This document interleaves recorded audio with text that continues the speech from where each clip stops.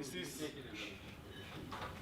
is just an appetizer because my really frightening session follows tomorrow morning. So do not sleep too long. Wake up early morning and attend my session at 8 a.m. I think, or 8:30, the first session of the day. And I promise you that the tomorrow session is even more frightening than the last year's session about the security of passwords. Today's session focus on LDAP. You know, I'm traveling a lot, visiting customers, working with partners, and what I see is a situation which is getting worse, which is all the time getting worse, and that's why I decide to talk about LDAP. Everybody usually thinks, oh, I know everything about LDAP, why to attend such session? But it's like with a diet, you know? Before you start writing down what you really eat every day, you can feel, oh, I'm on a diet, I eat almost nothing. And when you start writing it down, you discover, oh, 400,000 kilocalories? Really? Yeah, so this is something similar. And we will talk about that. We will talk about LDAP, it's very easy stuff, about LDAP-enabled applications, LDAP proxy accounts, which is related, password synchronization, some hints, and then we can discuss everything about LDAP and the protection about LDAP. The question is, what is LDAP? Because we all always say LDAP, it is LDAP enabled, I work with my LDAP, and is this working with LDAP? What is that? In fact, it's nothing.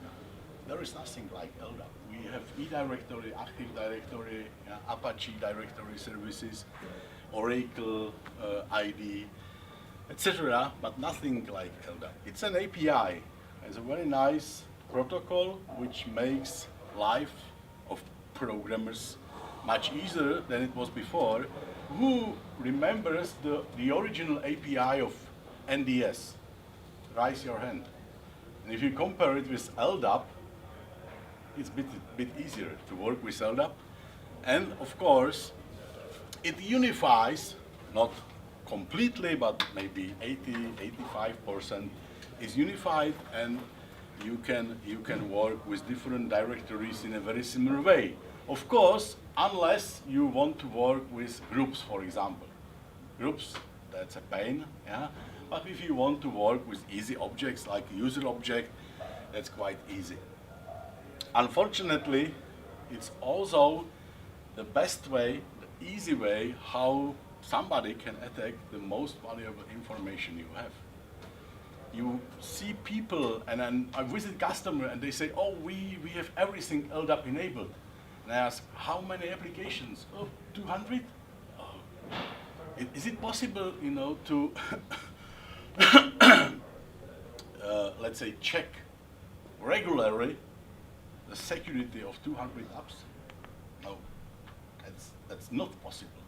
Even if you upgrade each app once a year, but you know, if it comes from Microsoft, you update your apps every second day, so it does not work in that way. So that can be a very easy way how to attack the most valuable information, or in many cases, most valuable information you have, because you keep all the information about your users behind your LDAP.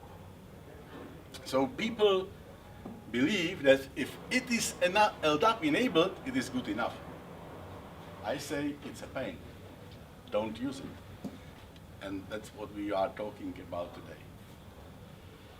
So if the application is LDAP enabled, it looks easy because user can authenticate in a very convenient way. I just use same name and same password and I'm okay. Yeah, it's very nice. I do not need to remember anything else. Yeah. Of course, the app also can pull other information out of your directory, your LDAP, so you can build a automated environment.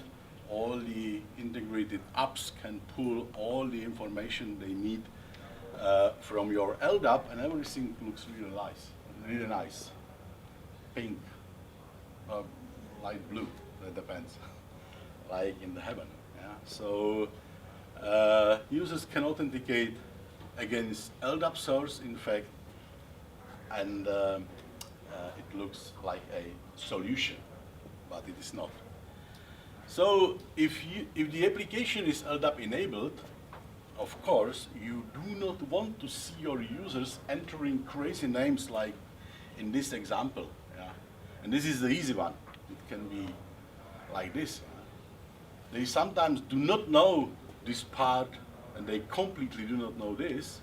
So if the app should be, or could be really convenient for your users, it must use so-called a proxy account.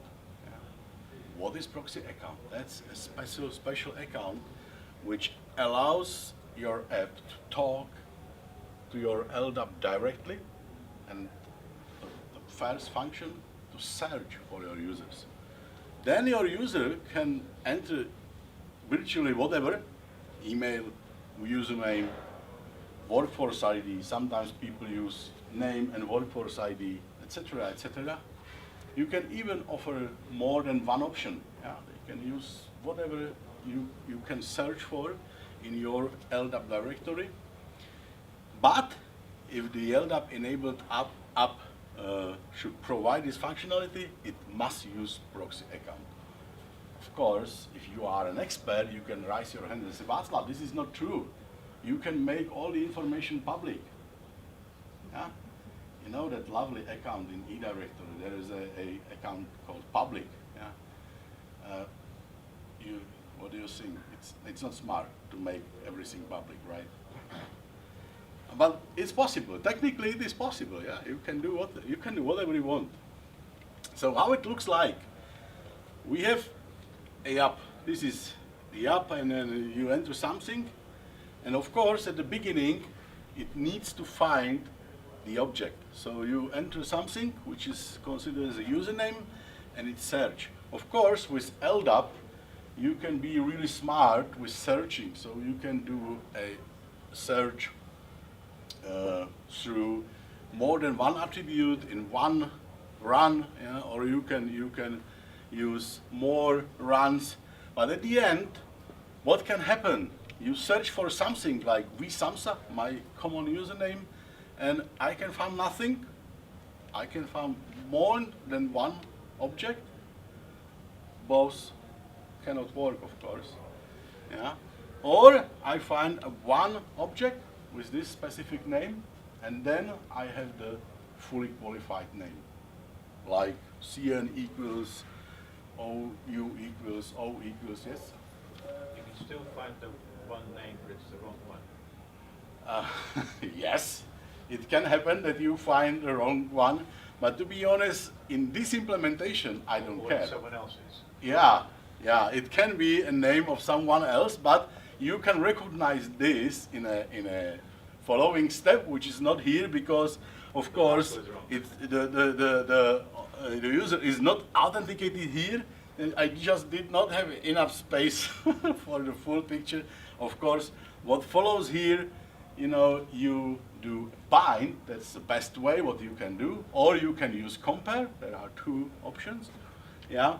And that's the way. Here is a bind, yeah, this object, and if the password matches, then you have the right user. You can expect that if you find an account of somebody else, the user who is trying to know the door does not know the right password. Yeah, that's how it works. So this is possible with a proxy account only. And okay, where is the problem? Yeah, sometimes people try to save money. Of course, it makes sense always. Saving money is a good approach, but in this case, yeah, I know about many customers, and they say, oh, we have to pay for each account, so we want to use one account for everything. So you install something and they say, oh, we have an account and the name of the account is proxy, use it, yeah, or LDAP or something like that. But then, of course, the rights they give to that proxy account must fit all the apps need, which is not really nice because you might have applications like IDM and other stuff, and they do not need to read only, they also need to write, to modify. So they need much stronger rights, and that's a risk. Yeah. So if they want to save some money at the end, they can lose much more. And of course, that's why they ask how many LDAP-enabled apps I have, because that's something people usually do not know. And it's very funny if somebody is using eDirectory, because eDirectory is really powerful. Who is using eDirectory? Oh, really? Here in Microfocus 7, and people are using eDirectory. Nice. Yeah, so I have seen so many times, especially schools, and they simply expect that Active Directory works like eDirectory, it just looks different and it has a different name. No. There is nothing like Active Directory. There is a domain with some API called Active Directory. So one school, they did attend TTP in Amberg, I think, and they've been presenting their environment, and now they switched to Active Directory. And that happened 2 years ago, and they are still in problems because of 83 LDAP-enabled apps, and their Active Directory is simply dying, like, yeah. So what they do, their solution is that they are trying to switch to motivate vendors, to enforce vendors. They try to switch to Kerberos. Oh, sorry, Microsoft Kerberos. So they now invest a lot of money into hardware, and HP really likes them. Okay, so there is no easy way how to set up proxy account. I do not know about any directory with a simple function, I want proxy. Okay, and that happens. No, it's not easy. And especially it is not easy with Active Directory. Yeah? If you use eDirectory, it is much easier to set a proxy account. And what is the pain behind that? You know, it's admin. Some administrators are living like regular people. Some of them, don't worry. So they need to go to a cinema. So they are trying to set up, and it still doesn't work. Okay, try admin. Ah, it works, done, and go. At the end, you have many systems, many is more than one, utilizing your admin account. It works, because admin can do anything, so it works, no problems, yeah? You can change, you can upgrade, it still works, admin is working. But, when you use admin, then you have a real problem, and we will talk about that later, of course, yeah?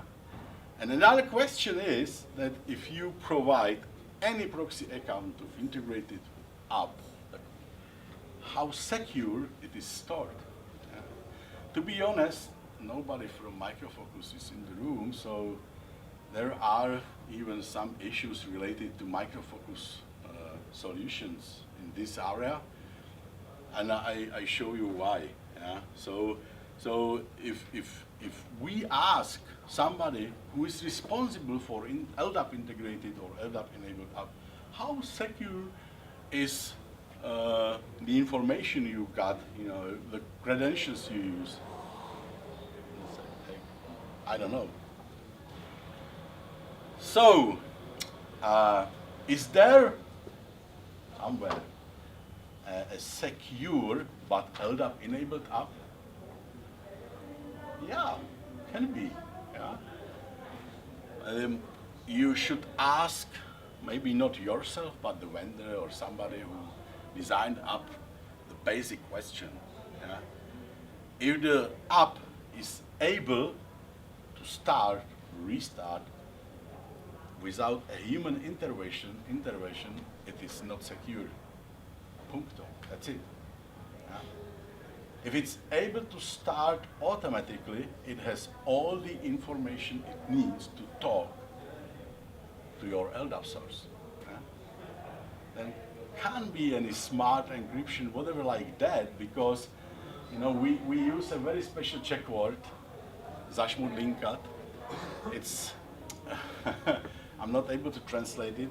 It's like, if you use a rope and you make something with the rope, which is really difficult, to disassemble into a rope, but you know that it is doable, yeah? So you can use a knife or you can be really patient, and at the end you have the rope again. So you have an automated stuff, but it is not secure. That's how it works. And I passed a very nice talk with a bank. No banks probably. You have some bank account, a bank card, etc. And they told me exactly this. Hey, Mr. Šamša, imagine we are the bank. Imagine we have money. So, yeah, I know you have money. Yeah?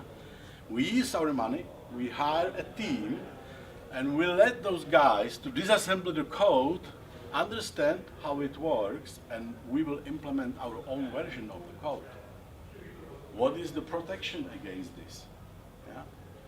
And that's exactly how they work, how they think, about a potential attacker. They know that they are very sexy, yeah? Attractive, because they have the money. So they expect that if somebody wants to attack them, that guy will use a lot of money, invest the money, and attack the system this way. Yeah? So that's another thinking about the fact that if it's able to restart automatically, that means that you maybe have to work a lot, but at the end you will have it. Yeah? And of course, the bank has the money. If you are from a school, your students, they probably do not have money. Is somebody from MIT here? No. Your students probably do not have money, but they are young and they have a lot of time. And the time can be used for good fun. Yeah? So we had customers, universities, and their problem was that somebody attacked the system, changed the password of administrator, and said, okay guys, pay the beer and you may have it. Yeah? Of course, when the password or credentials or whatever is stored at the LDAP enabled app level, then the question is, what instances of this you have? Live systems, lab systems, backups, snapshots, save copies. You do not know. That's like, the first, let's say, node on your list when you do to migrate something, to upgrade something. The first item is backup. So you can copy it to your notebook, to your external drive, and then forget that it's there. Yeah. Of course, some consequences, negative consequences, are related to this. Yeah. I already mentioned the first, that admins in such an environment, they do not want to change passwords. That's a way how you can recognize if something is potentially bad or wrong or not. Just ask the guy, can you change the password of this account? And if your administrator says, oh no, don't do it, then you know that you are in troubles. Yeah? If you are a manager. If we talk about you are admin, then just you can think and ask yourself. Because they know, or they do not know, what will get broken at the next restart. Yeah? And it's not about the configuration only. It's about scripts, everything. It's everywhere. And all these small pieces are keeping your environment running. And usually you even do not know that something stopped working because you change the password. 2 weeks ago, some times ago, I visited a customer in Germany. It was very nice because, like in my country, there is a rule that if you are an IT clerk at the government, you must use a minimum length password, 17 characters. So I've been watching the guy writing the long password. And you know the new method how to recognize your password by recording the sound of keyboard. It's much better to use a touch keyboard, not the mechanical keyboard, because with mechanical keys and different angles, you are not able to push the keys same way. So you can analyze and recognize which key it was, unless you write this way. That's the same all the time. So I've been watching that guy, and at one moment I asked him, please, can you authenticate this admin? Of course, yes. So, hey, wait a second. How long was this password? But in fact, in my presentation, I used 8 because I felt really bad when I've been preparing this presentation to write the correct number 6. Admin, 6. Yeah. Of course. Have you tried breaking? I guess. No. It's a paying customer, but maybe that we'll see. I check my invoices and the bank account, and maybe I will need it. So the problem is not only with the length of the password, but also with the number of people who know the password, because through the time, it's like with one ministry, and then they've been using similar password, and I asked the s.r.o. if he can, let's say, tell me how many people knows the password. I think I don't know, maybe 150? Is it 150? You said that your team has 30 people? Yeah, 30 people. But every year somebody leaves, and other people join the team, and we use same password for 20 years. At the end, 150 people know the password. So what you should do, you should be fair to yourself. Do not close your eyes, just try to ask yourself, can I change the password of my admin? Or if we talk about let's say, domain or Active Directory, so any account which is domain admins group member or with e-directory, that you can find accounts with a security equivalence to admin. It's a very nice way how to do it. Yeah, and then you can say I'm secure, or you can say I'm in potential troubles. Yeah. So that can help yourself a lot. And I want to talk about another pain. Yeah? So we've been talking about something which is usually called technical accounts. Use technical accounts because those accounts are not owned by a physical person. Those accounts are used for LDAP enabled apps and other things. But another pain, which is also related to this, is a password synchronization. It is terrible. Yeah? When you are e-directory experts, you know that e-directory offers NDS password, universal password, and simple password. NDS password is quite okay. Universal password is designed for password synchronization, and of course, this you can find in domain as well. Yeah? And a simple password has been designed for unsecure systems like Windows.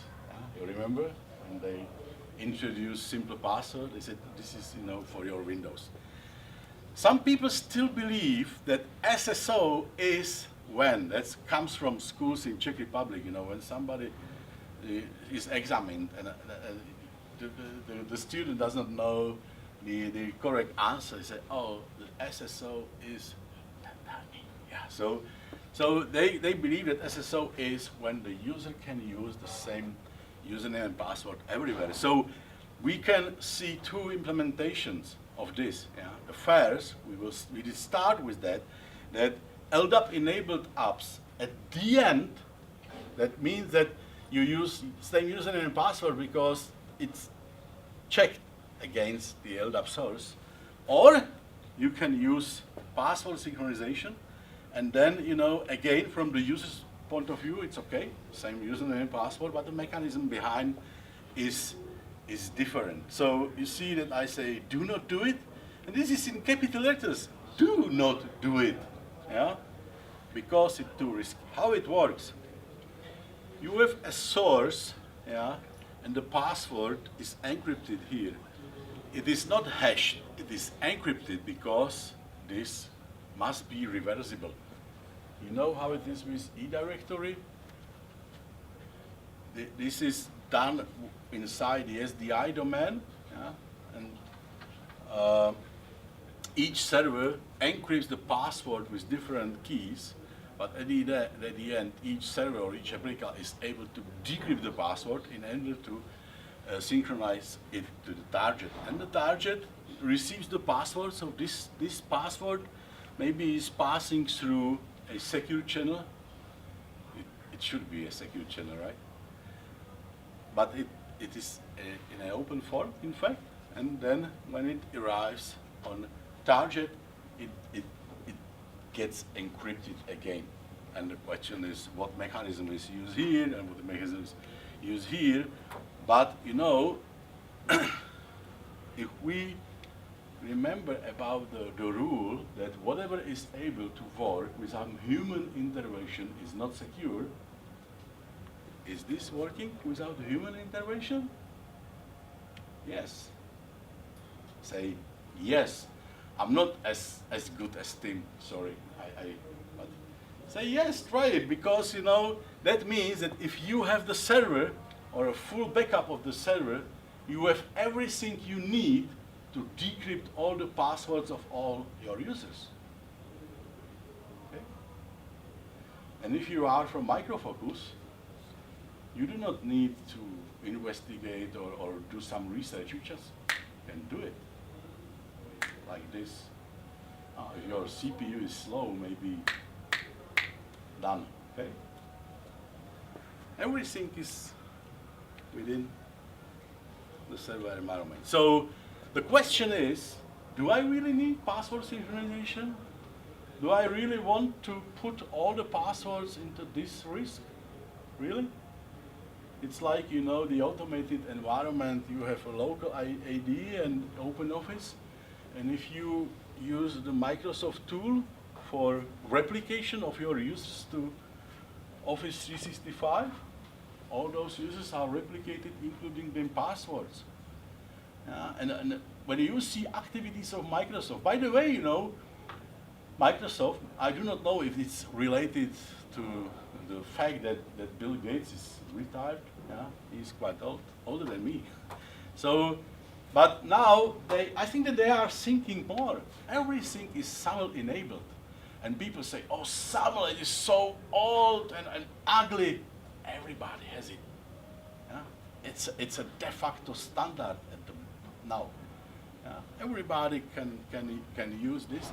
So you can authenticate, you can install 3 DLLs into your Outlook, and you can authenticate using SAML. You know about it?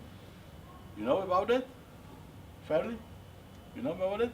And these DLLs implement so-called a tiny browser, because you need a browser. Yeah? I have another very frightening session about cookies. Attend my session about cookies. You will love it. You will not eat your dinner after that. So, okay, but that's how it works. Yeah. So, and why do they that? Why they do that? Why? Because they see customers or potential customers, and potential customers say, oh, no, no way. We are not going to replicate our passwords into your Office 365. It is against our standards. Yeah? Forget about it. So what to do? How? I have 45 minutes, right? 30 left. It's an hour session. 1 hour. Ooh, more time than I need. So, you know what to do, because we should talk about some protective measures, what to do. Do not invest into it. That's, oh, excuse me. Do not invest into it. Do not do it. Do not support it. Do not, you know, search for LDAP enabled apps. Well, each new installed app is putting your environment, your user accounts, your passwords into higher risk. Do not do it. No. Tell them, hey guys, I want you not to use my LDAP, I want to use you to use my IDP. Yeah. My identity provider. Also because when you need a security check, is this secure enough? You know, can I upgrade it? Will it be secure enough afterwards? It's quite easy to check one thing, one IDP. Compare one IDP against 100 LDAP enabled apps. This is not doable, but this is doable. Yeah? This can really work. And you know, you own it. It's yours. So another nice example is OpenID, and whatever which works like OpenID, because OpenID, are you familiar with OpenID? Yeah? Nobody? You? It works like a mobile phone.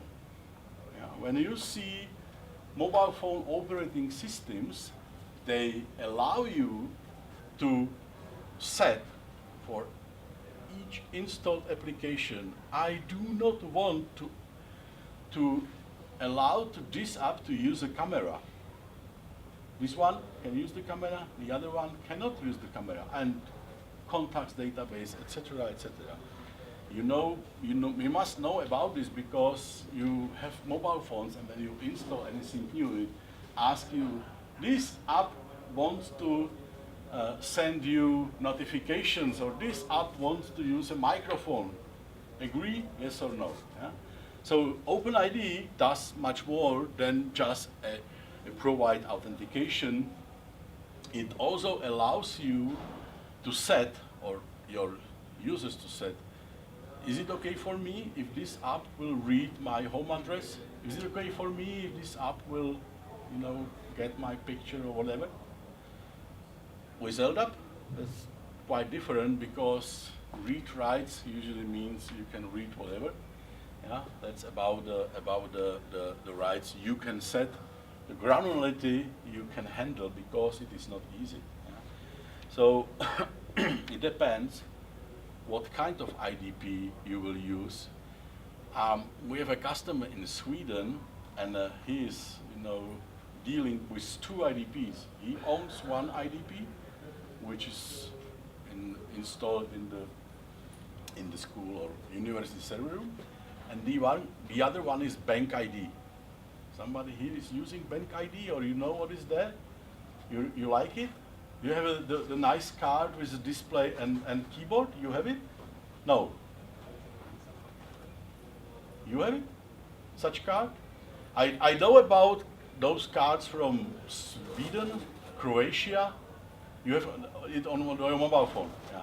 So if you are a customer of a bank in Croatia, you get a card, and then this card is a regular payment card. You can pay, it's a credit card, but it has a display, the same mechanism like readers, those electronic ink display, very thin, and the keyboard, just number. and they tell you if you press 0, that's about payments. If you press 9, that's about authentication. Yeah? So the problem is that then, because of all the funding and the apps provided by the government, he has to use not 2 but 4 different IDPs. And that's very difficult, and that's also the answer. If you will ask why the juice, do you know about the juice company, juice application? You know it? Juice, like a drink, juice, no? That's a Swedish company, and they provide the special functionality you need if you have to work with more than 1 IDP. Because the standard does not allow you to do it. Yeah? If you configure your Office 365, your Moodle, your Google apps, 1 IDP is allowed. So this app and it allows you to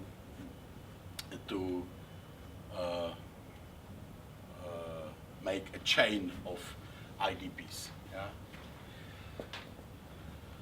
I like IDM. For me, you know, when I say IDM, it's a Microsoft focus or NetIQ, in fact, for me, it's novel. IDM, use it, but again, do not use password synchronization. It's not the right way how to handle your passwords. Okay, so you know I already mentioned this, and I'm sorry I did think that my session will be 45 minutes. So we now have time for discussion, and I want to really to see you tomorrow morning at my session about the that's let's say a second part of my last year's session about the security of passwords. How maybe remember my session, the name of title of that was How Secure is My Password. So questions, comments, So your conclusion is that you say an identity provider solution is more secure than using LDAP, because LDAP exposes too much information.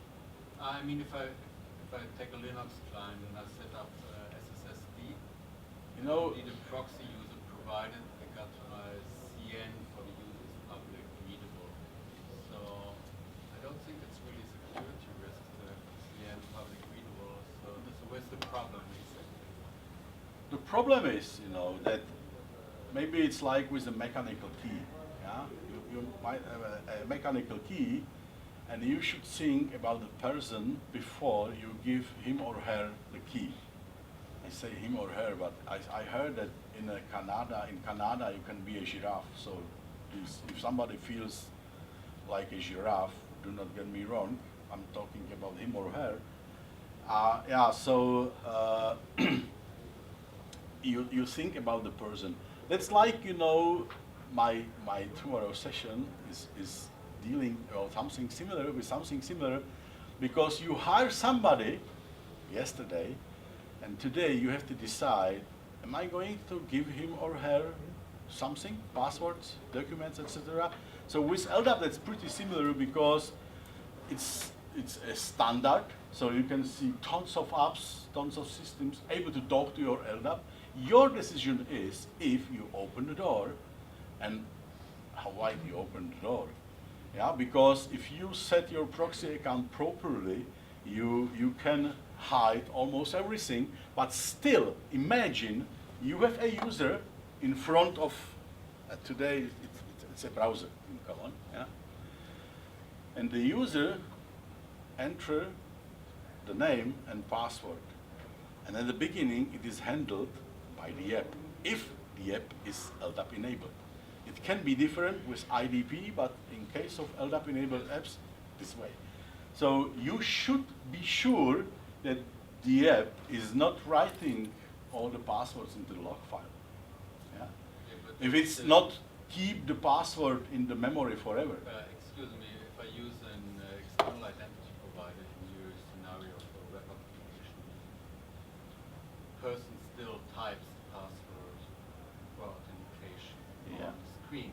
So I still have to trust the client and the web server not to do anything nasty with the password. Yes. So there's no difference between LDAP and identity No, provider. no, because if you have 100 enabled apps, you have to do a security check of 100 apps. Yeah? So it takes 100 days, I don't know. It's really difficult. Yeah?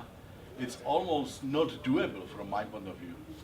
Yeah, if you switch from the app to your identity provider, yeah, then you can check one client maybe, yeah, or JavaScript client inside the browser and one server, and you're okay because they work with this. Of course, attacker can use some kind of keylogger or whatever, but that's a different story. We talk about the system itself. So you know that this is secure, yeah, and it's a totally different situation than the LDAP enabled app, which has to handle it this way, yeah. The LDAP enabled app has to do this. It's far much better to switch to IDP here and do not implement it, yeah.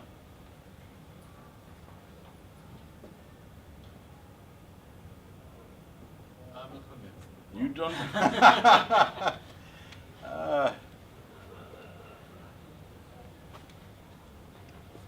think that is one of the basics of IDPs. That, yeah. But typically we'll still be using LDAP as a credential store for the IDP. Yes. You're going to need to use a proxy account to let it do it. Yes. Yes. You're So right. You're going to have to break for your rule to use the IDP in the first place. Yeah, but you know, still you have one client talking to LDAP, yeah, and one system providing the authentication. That's doable.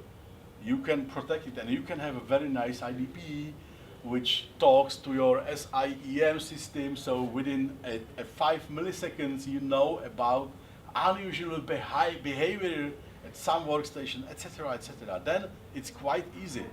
Yeah, with 100 apps, believe me, it is not doable. That's, you know, if they upgrade their stuff 4 times a year, it's 400 changes to check in a year, 2 a day. It's a working day. That's very, very difficult, yeah, to handle. So when you see how the IDP environment is, you know, there is, for example, there is no failover scenario. Yeah? You switch your Google apps to work with IDP, and then if your IDP is not accessible, you cannot authenticate, but that's fine. It's okay. It should work. Yeah. So your IDP is you own it, you protect it. You have your IDP behind a reverse proxy, behind your firewall. Yeah. That's the way how you really handle your secrets. Yeah. You're right. You still have the IDP and LDAP.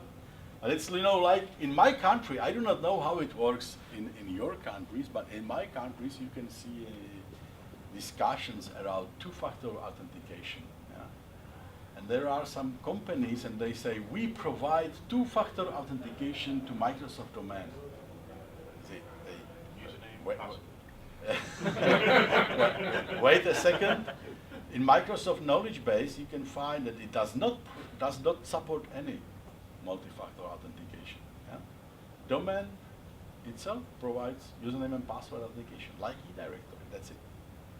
You can use Kerberos. You can make domain that it trusts to your Kerberos. Kerberos, like NMAS, provides very strange ways how you can authenticate, but it's still single factor. And when you search Microsoft knowledge base, there is a very, very nice article telling you if you need really two-factor authentication, you should use a third-party solution. and there are some examples what they did test. That's it.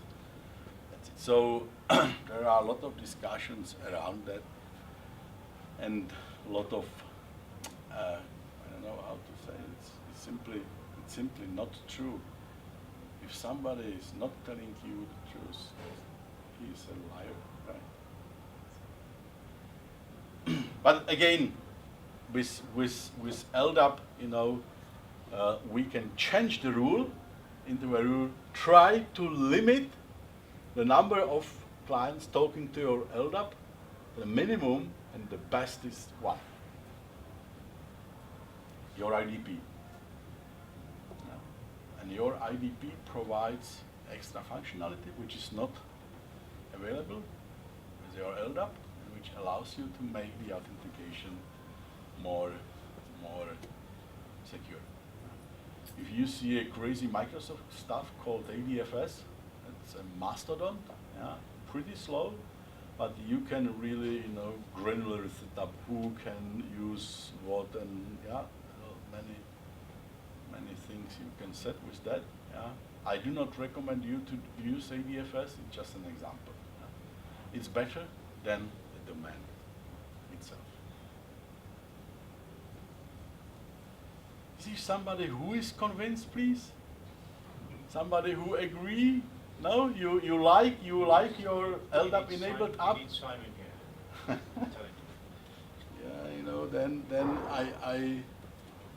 I wish you good luck then, because it is not secure. I'm also not convinced it is not secure, and it is not the good way how to handle it. And but if you do it, or maybe you must do it, then you should check how those apps are working with your credentials, with credentials of your users. That's a fair thing. And the second thing, you must check the configuration of proxy accounts. Yeah. Yes. I think that's the point. Yes, it is very important.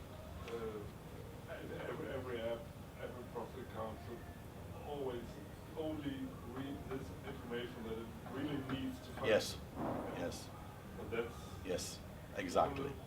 what I agree with you. Yeah. Thanks. Thank you. You know, you should have, at least if you have to use it, then you should have a separate proxy account for each app. For each And app, yes, and you must be really careful on the setup. Do not use admins. Do not use security equivalents to admin. That's same, almost the same. Yeah. That's it.